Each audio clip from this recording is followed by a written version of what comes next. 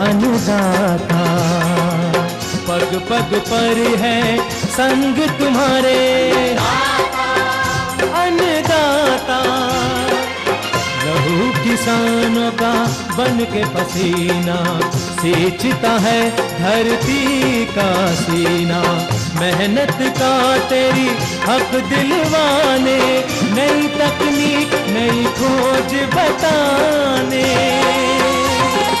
पशुधन को गुणवान बनाना, पौध सुरक्षा को सिखलाना, खेती के सब गुर समझाने, भारत का सरताज बनाने। आठों पहर है संग तुम्हारे अन्नदाता अन्नदाता। सुप्रभात, मैं सायमा आप सभी दर्शकों का अन्नदाता कार्यक्रम में स्वागत करती हूं। हर रोज की तरह कार्यक्रम में हम लेकर आते हैं खेती बाड़ी से जुड़ी हुई बहुत सी लाभकारी जानकारियां। तो चलिए सबसे पहले देखते हैं क्या है विशेष आपके लिए आज के कार्यक्रम में। रबी फसलों को पाला से बचाव पर जानकारी।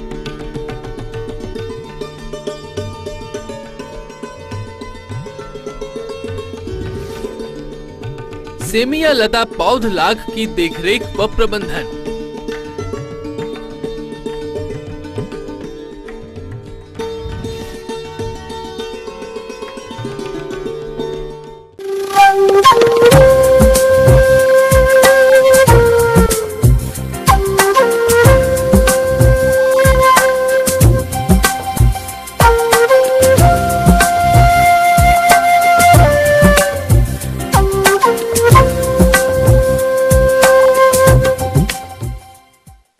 प्रदेश में ठंड एवं शीतलहर का भीषण प्रकोप आरंभ हो चुका है।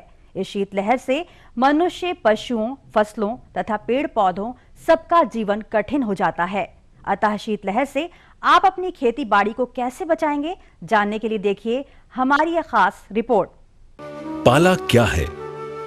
शीत ऋतु में जब वायुमंडल का औसत तापमान 0 डिग्री सेल्सियस से कम हो जाता है या आम भाषा में न्यूनतम तापमान के 4 डिग्री सेंटीग्रेड से नीचे कम हो, तब फसल के पौधों की कोशिकाओं में उपस्थित जल बर्फ में परिवर्तित हो जाती है तथा कोशिकाओं के आयतन में वृद्धि होने के कारण कोशिकाओं में उपस्थित जीव द्रव्य नष्ट हो जाता है। इससे कोशिकाएं टूटकर मर जाती हैं तथा पौधे झुलसे हुए नजर आते हैं। अत्यधिक पाला पड़ने पर पौधे की पत्तियां एवं टहनियां बर्फ एवं हिमकणों में ढक जाती हैं।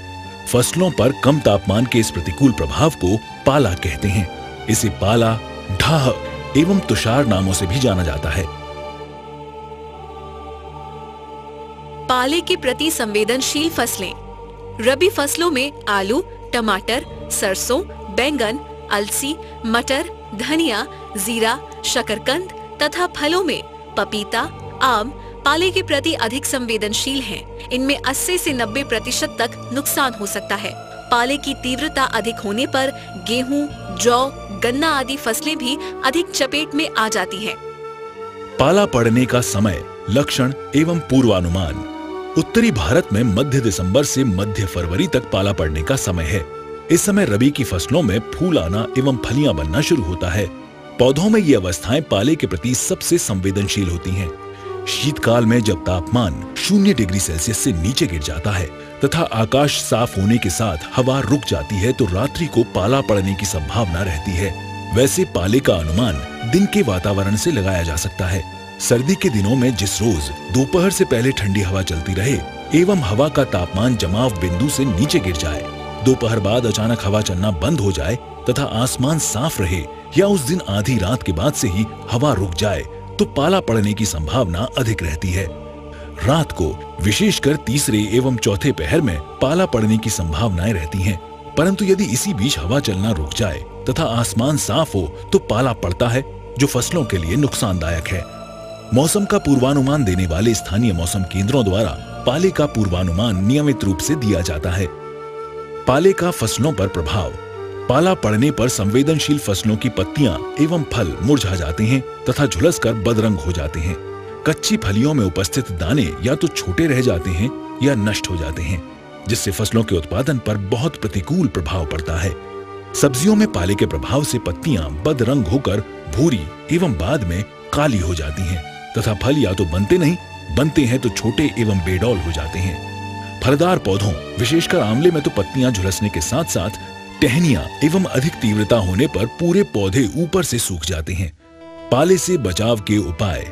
यदि पाला पड़ने की संभावनाओं का मौसम विभाग द्वारा फिर वायुमंडलीय परिवर्तनों द्वारा पूर्वानुमान लग जाए तो कुछ उपायों के द्वारा फसलों को इसके कुप्रभाव से कुछ हद तक बचाया जा सकता है। बुवाई से पूर्व के उपाय। फसल का चुनाव। जिस स्थान पर पाला प्रायः पड़ता हो वहां ऐसी फसलें बोएं जिनको पाले से कम नुकसान होता हो, जैसे चुकंदर, गाजर, मूली, रिजका। उचित किस्म का चुनाव। पाला संभावित क्षेत्रों में फसलों की पाला रोधी किस्मों को ही बुवाई में प्रयोग लें, जैसे आलू की कुफरी, शीतमान आदि। पाला पड़ने की संभावना 15 दिसंबर से 15 फरवरी तक अधिक रहती है। फसलों में फूल आने पर फली बनने की अवस्थाएं पाले से अधिक संवेदनशील होती हैं। बुआई के समय इस बात का ध्यान रखें कि ये अवस्थाएं पाला पड़ने के चरम समय में न आ पाएं। अतः शीघ्र या देरी से बुआई कर फसलों को पाले के कुप्रभाव से बचाया जा सकता है। बुआई के बाद के उपाय। पाला पड़ने की संभावना का पूर्वानुमान होने पर खेत में शाम को धुआं करना चाहिए। सूखी घास फूस, सूखी टहनियां, पत्तियां आदि में आग लगाकर धुआं कर देने से आसपास का तापमान गिर नहीं पाता है तथा धुएं की चादर वायुमंडल में छाने से वायुमंडल के दबाव में कमी आ जाती है और पाला नहीं पड़ता है। खेत में धुआं हवा के बहाव को देखकर करना चाहिए ताकि खेत में धुआं फसल के ऊपर फैल जाए। सिंचाई करके। सिंचाई की सुविधा होने पर पाला पड़ने की संभावनाओं को देखते हुए खेत में हल्की सिंचाई करनी चाहिए, जिससे भूमि एवं वायुमंडल में नमी की मात्रा बढ़ जाती है और तापमान जमाव बिंदु तक नहीं पहुंच पाता है एवं फसल पर पाले का असर नहीं हो पाता। फव्वारा सिंचाई की सुविधा होने पर 2 घंटे फव्वारा चलाकर अधिक क्षेत्रफल में हल्की सिंचाई कर पाले के कुप्रभाव से बचाया जा सकता है।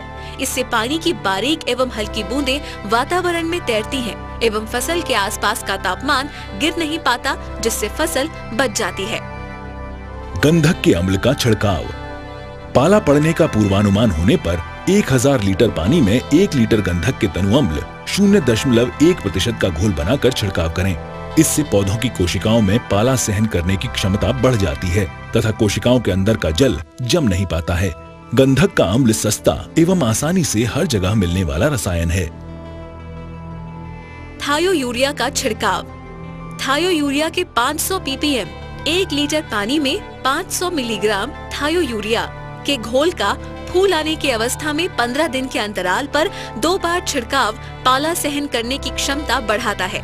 थायो यूरिया एक प्रकार का वृद्धि नियामक है जिसमें 42.1% सल्फर एवं 36.8% नाइट्रोजन होता है। DMSO का छिड़काव। डाई मिथाइल सल्फोक्साइड का फसल में 50% फूल आने पर 75 ग्राम प्रति हेक्टेयर 700 से 1000 लीटर पानी में घोल बनाकर छिड़काव करें। 10 से 15 दिन बाद छिड़काव दोहरावें। छाया करके। छोटे फलों के पौधों एवं नर्सरी में उगाए गए पौधों को पाले से बचाने के लिए सूखी घास फूस, सरकंडे या गन्ने की पत्तियां आदि से ढक दें। इस प्रकार किसान भाई उपरोक्त बताई गई बातों को अमल में लाते हैं तो फसलों को पाले के प्रकोप से बचाकर अच्छी उपज प्राप्त कर सकते हैं।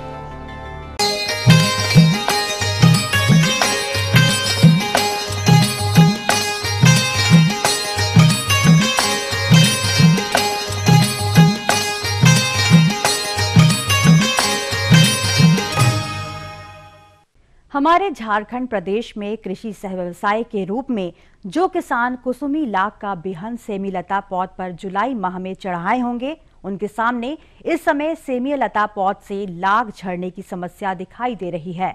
इस समस्या के निदान हेतु कौन कौन से प्रबंधनों को अपनाएं, इसके लिए देखिए कार्यक्रम का यह अंश।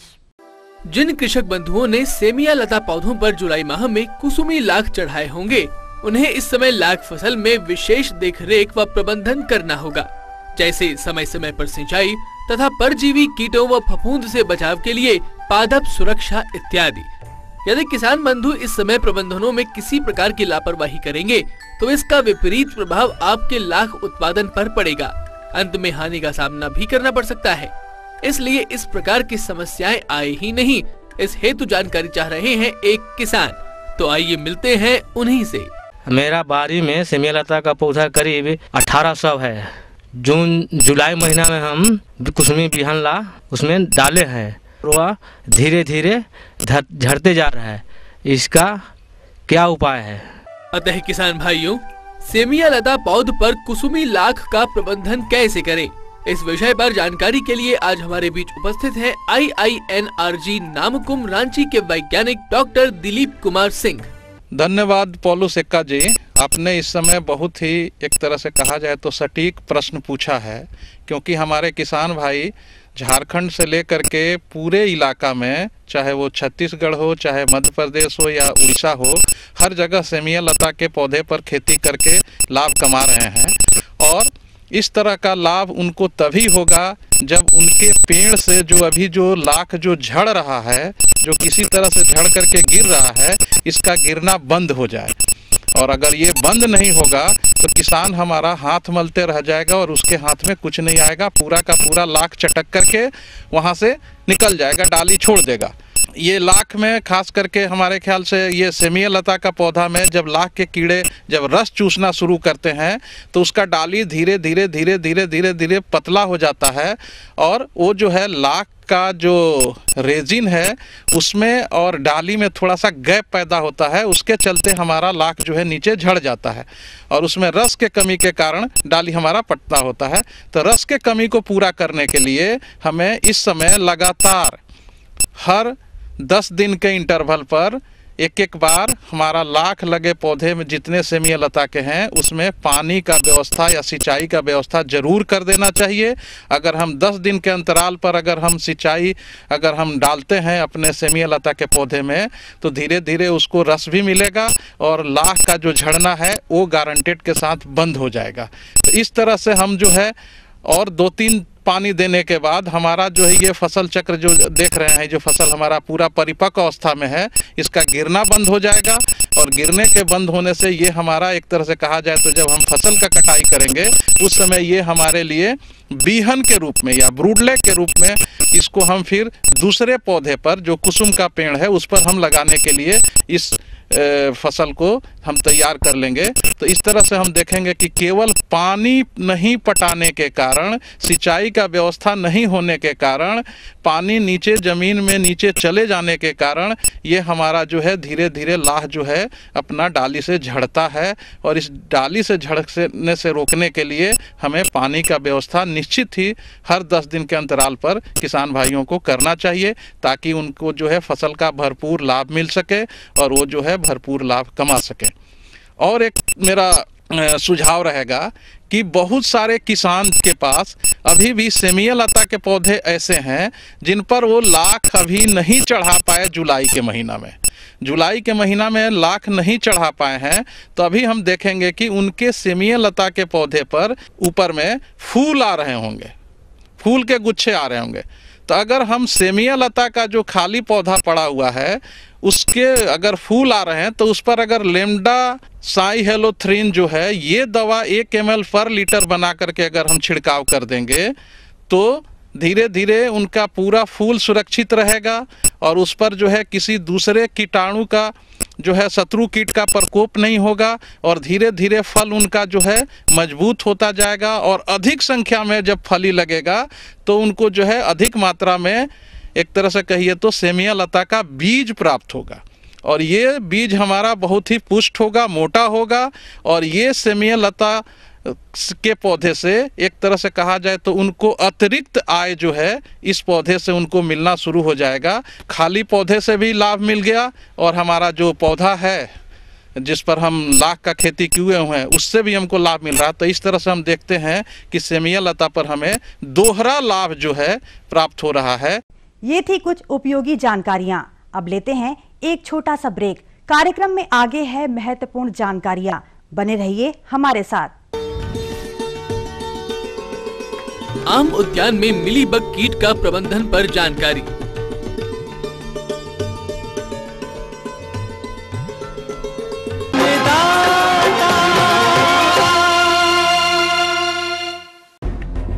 तरक्की की तस्वीर हमारी राजधानी। आते हैं यहाँ लाखों हर रोज, करते हैं समाधानों की खोज। सूबे के विकास के यहाँ होते हैं अहम फैसले। यहाँ के फैशन की चकाचौंध, लग्जरी लाइफस्टाइल के जलवे, होती है जिस पर सबकी नजर। राजधानी की हर छोटी बड़ी खबर पर। राजधानी, सोमवार से गुरुवार रात 8 बजे।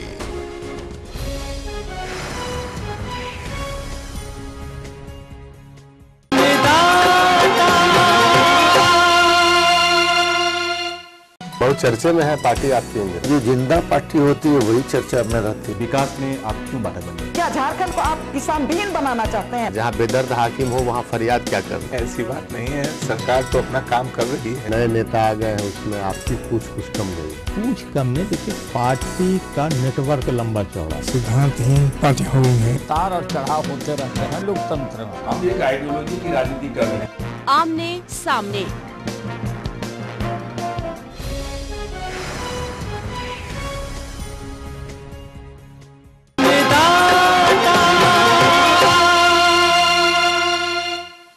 ब्रेक के बाद एक बार फिर से आप सभी दर्शकों का अन्नदाता कार्यक्रम में स्वागत करती हूं। बढ़ते हैं अगली प्रस्तुति की ओर।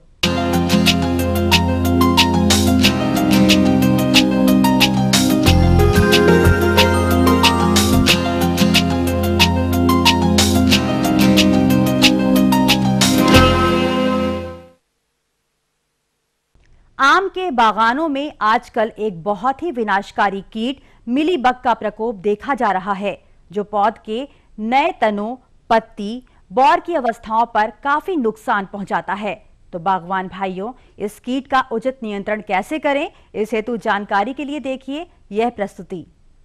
आम के उद्यान सामान्यतः सभी जगह बड़े पैमाने पर आच्छादित हैं, क्योंकि प्रदेश में सर्दी का मौसम चल रहा है और ऐसे मौसम में अक्सर आम के उद्यानों में मिलीबग कीट का प्रकोप देखा जा रहा है, जिसे हम दहिया कीट के नाम से भी जानते हैं।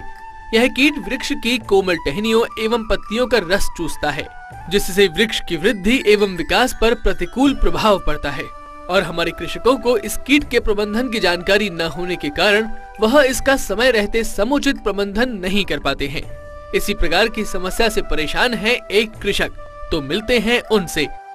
मिलीबग एक ऐसा कीट है जो इस मौसम में जो है वो अंडा छोड़ता है। ये दिसंबर महीने, जनवरी में जो है उसका अंडा जो है छोटा छोटा छोड़ा जाता है, और ये जो अंडा से जब बच्चा तैयार होता है वो धीरे धीरे रेंगते हुए डाल के माध्यम से जो है वो आम के पल्लव तक पहुंचता है। जब जनवरी के बाद में गर्मी आता है तो उसमें जो मंजर खिलता है, तो मंजर पर जो है उसका प्रभाव बहुत ज़्यादा पड़ता है, और वो जो मंजर के रस को चूसता है, आम के फसल को जो बहुत ज़्यादा नुकसान करता है। उस समय जो है इसको कंट्रोल करना बहुत ज़्यादा मुश्किल हो जाता है, और ये महामारी का रूप धारण करता है, और प्राय फसल को जो है वो गिरा देने का कोशिश करता है, और फसल को भी छेद करके उसका रस को चूसता है, पूरे डंठल को सुखा देता है, और इस पर व्यवसाय पर जो है इसका बहुत ज़्यादा प्रभाव पड़ता है। हम किसान भाई इस कीट से बहुत ज़्यादा परेशान रहते हैं, और वैज्ञानिक ढंग से इस कीट का नियंत्रण कैसे किया जाए ये हम जानना चाहते हैं। अतः मिलीबग कीट का नियंत्रण कैसे करें, इस विषय पर जानकारी के लिए हमारे बीच उपस्थित हैं भोला पासवान शास्त्री कृषि महाविद्यालय पूर्णिया के वैज्ञानिक डॉक्टर IN शर्मा। किसान भाइयों, आप जानते हैं कि फलों का राजा आम होता है, और आम में केवल साल में एक बार फल आता है। यदि उस फल को कीड़े मकोड़े नुकसान करें तो हमें जो फल खाने को मिलता है वह खाने को नहीं मिलेगा, या जो व्यावसायिक रूप से बगीचा लगाए हैं उनको लाभ कम मिलेगा। आम में बहुत सारे कीट का प्रकोप होता है, और उन कीटों में एक कीट जिसे दहिया कीट या मिलीबग ऑफ मैंगो कहते हैं, इसका आक्रमण होता है। यह इतना खतरनाक कीट है कि यदि इसका आक्रमण भरपूर हो गया, आप इसका निदान नहीं किए और इस कीट आपके ट्विग्स पर चला गया, तो उस समय आपके आम में मंजर ही नहीं निकलेगा। मंजर निकलेगा भी तो उसमें दाने नहीं आएंगे। यदि दाने भी आ गए तो वे दाने अपरिपक्व अवस्था में ही टूट करके गिर जाते हैं और आपका आम जो है एकदम 100% नुकसान हो जाएगा। दहिया कीट का साल में केवल एक जनरेशन होता है, इसकी एक पीढ़ी साल भर में होती है। इसके निदान के लिए आपको शुरू से ही सतर्क रहना है। सबसे पहले शुरुआती दौर में जब इसका अंडा देती है और वह अंडा से निम्फ, इसका जो छोटा छोटा पिल्लू है वह निकलता है दिसंबर के फर्स्ट वीक में। तो जिस समय अंडा देती है बरसात के जस्ट बाद, सितंबर अक्टूबर में, उसके बाद आप पेड़ के तना के अगल बगल कम से कम 2 हाथ 3 हाथ की एरिया में, सर्किल में मिट्टी को कोड़ करके और उसमें कोई भी परसिस्टेंट इंसेक्टिसाइड का व्यवहार कर सकते हैं। उसमें पाउडर के रूप में क्विनल फॉस इसका व्यवहार कर सकते हैं, मिथाइल पाराथियन इसका व्यवहार कर सकते हैं, या लिक्विड के रूप में आपको क्लोरपाइरीफॉस का उसका भी व्यवहार कर सकते हैं। और इसको छीट करके कुदाल से कोड़ करके मिट्टी में मिला देंगे। तो क्या होगा इससे कि जो ही इसका निम्फ उसके अंडे से निकलेगा वह उसमें टच में आएगा, कांटेक्ट में आएगा और वहीं पर वह समाप्त हो जाएगा। दूसरा है कि यदि आप प्रयोग को या इन कीटनाशक दवाओं का प्रयोग नहीं किए हैं तब आपको तना है उसमें स्टिकी ट्रैप लगाना पड़ेगा। स्टिकी ट्रैप या ओस्टिको ट्रैप कहते हैं हम लोग, उसमें लगाना पड़ेगा कि इसको आप किसी भी प्लास्टिक के सीट जिस पर कि चिपचिपा पदार्थ लगा हुआ है या तो ग्रीस रहे या कोई भी चीज़ उसमें कीड़ा निकल जाने पर सट जाए, ध्यान यही रहे कि नीचे उसके अंदर से जाने का रास्ता रोक देने के लिए आप मिट्टी से नीचे वाले जितने छेद हैं उसको आप बंद कर दें। उसके बाद जो ही यह कीट चढ़ने का प्रयास करेगा उस स्टिकी ट्रैप पर सट जाएगा और वह ऊपर जाने के क्रम में वह वहीं पर मर जाएगा। तीसरा क्या है कि यदि आपको लगे कि हम यह नहीं कर पाए हैं और कीड़ा ऊपर चढ़ गया है, आपके ट्रिक पर जा करके उसकी जनसंख्या अधिक हो गई है, दही के तरह दिखाई पड़ रहा है कि हर ट्रिक पर, तब आपको किसी भी सिस्टेमिक इंसेक्टिसाइड का व्यवहार करना अति आवश्यक हो जाता है। और उसके लिए आपको अभी तत्काल इमिडाक्लोप्रिड उसका 1 ml प्रति लीटर पानी में, या एसिटामिप्रिड उसका आधा ग्राम 1 लीटर पानी में, या मेटासिस्टॉक्स का 1 ml प्रति लीटर पानी में, और स्टिकर लगा करके, कोई भी स्टिकर, वह सैंडोविच हो, टी-पॉल हो या स्प्रेड ऑल 90 हो या अपसाइड टी हो, किसी एक का जो रिक्विजिट क्वांटिटी है उतना मिला करके और उस पर आप छिड़काव करेंगे, तब आपका मिलीबग से आप आम की फसल को बचा सकते। आप जानते हैं कि शुरुआत में बचा लेंगे आप, तो जब कीड़ा लग जाता है तब आप स्प्रे करते हैं, उस समय आपके फसल को नुकसान हो चुका रहता है। इसलिए नुकसान होने से पहले ज़मीन में ही दवा को मिला करके उसको रोक दें या स्टिकी ट्रैप लगा करके उसको रोक दें, तब आपकी फसल 100% होगी और अन्य जो कीटनाशक का दवा जो है छिड़काव करने की ज़रूरत नहीं पड़ेगी। इस तरह से आप बताई गई विधियों को अपनाएंगे तो आप उत्तम क्वालिटी का आम उनकी फसल पाएंगे, गुणवत्तापूर्ण रहेगा, पौष्टिक रहेगा और आपका पॉकेट भी भरेगा, पर्यावरण भी सुरक्षित रहेगा।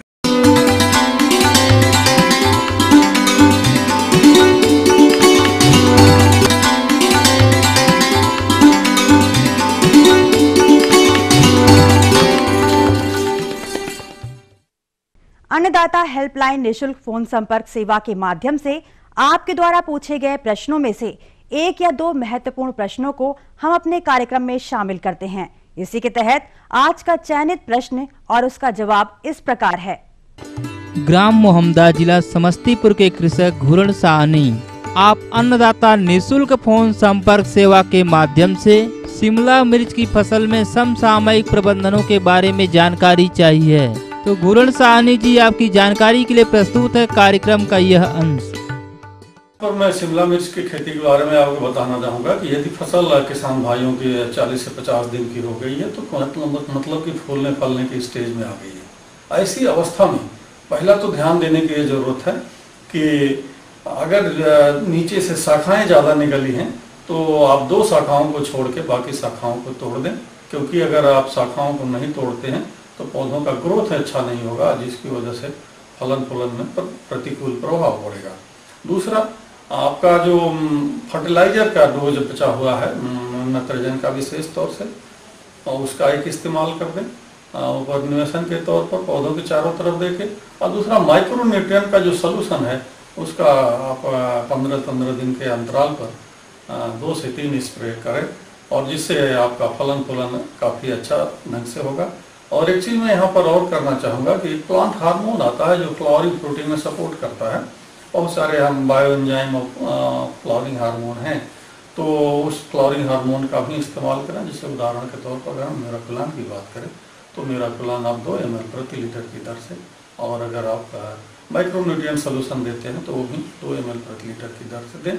निकाई गुड़ाई और हल्की सिंचाई आप बराबर करते रहें। और एक और इम्पॉर्टेंट शिमला मिर्च की खेती में है कि पौधों को सहारा देना, क्योंकि इसकी जड़ें बहुत कमज़ोर होती हैं, कम दूरी तक फैलती हैं, और इसमें फल बड़े आकार के आते हैं, मतलब कि 200 से 250 ग्राम के एक फल लगते हैं। तो अगर 4 फल लग जाते हैं तो लगभग 1 किलो के आसपास का पौधों पर वजन बढ़ जाता है, जिससे पौधों की गिरने की समस्या हो जाती है।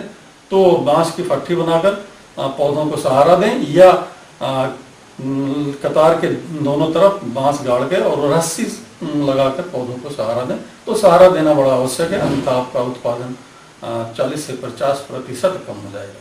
और यहाँ पर एक चीज़ और ध्यान देने की जरूरत है कि अगर कुछ किसान भाई पॉली हाउस में शिमला मिर्च की खेती किए होंगे तो वहाँ पर जो फर्टिलाइजर है, जैसे NPK है 18-18 या 19-19 है, तो इसका 1 लीटर 100 लीटर पानी में घोलकर 1 घंटा आप इसको चलावें प्रत्येक तीसरे दिन, तो पौधों पर अच्छा प्रभाव पड़ेगा।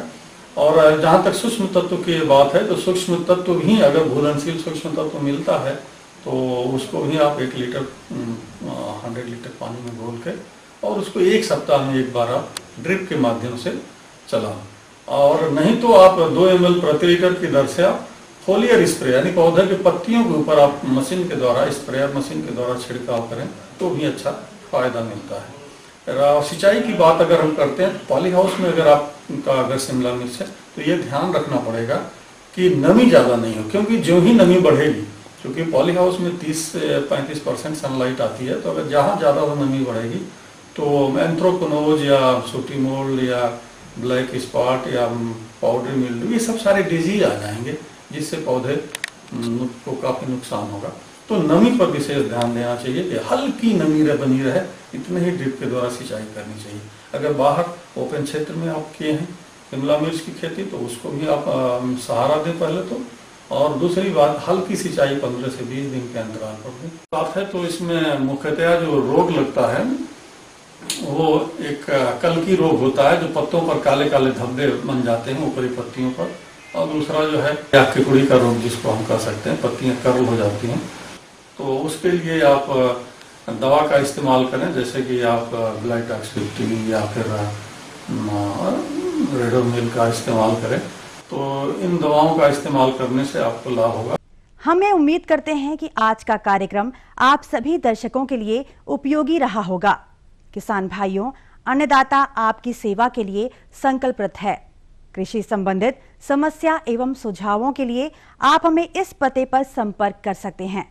प्रोड्यूसर अन्नदाता, ETV Bihar Jharkhand, Ramoji film city Hyderabad 501512। साथ ही आप हमें ईमेल भी कर सकते हैं। हमारा ईमेल ID है annadatabihar@etv.co.in।